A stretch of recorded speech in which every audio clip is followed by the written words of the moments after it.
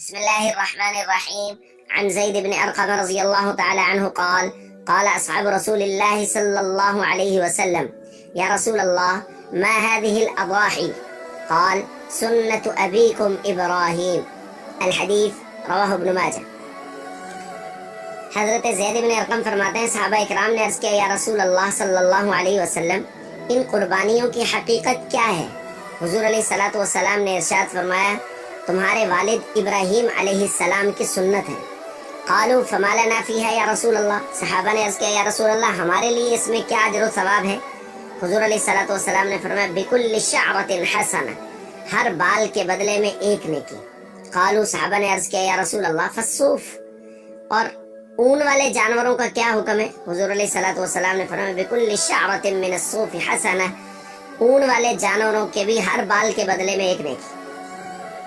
تو دوستو، قربانی کی حقیقت یہ ہے کہ یہ ہمارے جد امجد حضرت ابراہیم علیہ السلام کی سنت ہے، اور ہمارے لیے یعنی کم از کم اجر و ثواب یہ ہے کہ ہر بال کے بدلے میں ایک نیکی۔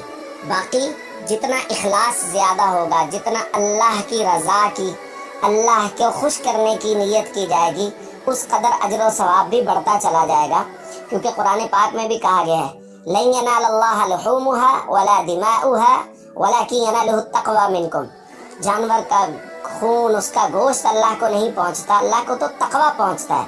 یعنی جس قدر اخلاص زیادہ ہے، للہیت زیادہ ہے، جس قدر تقوی زیادہ ہے، اسی قدر قربانی کا اجر و ثواب بھی زیادہ ہے۔ اس لیے اللہ کی رضا کے لیے اخلاص کے ساتھ قربانی کریں، اور کوشش کریں کہ یہ تھوڑے سے پیسوں کی پرواہ نہ کریں۔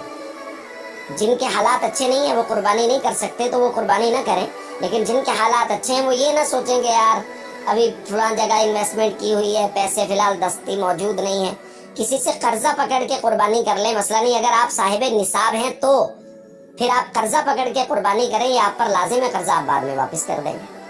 السلام علیکم ورحمۃ اللہ وبرکاتہ۔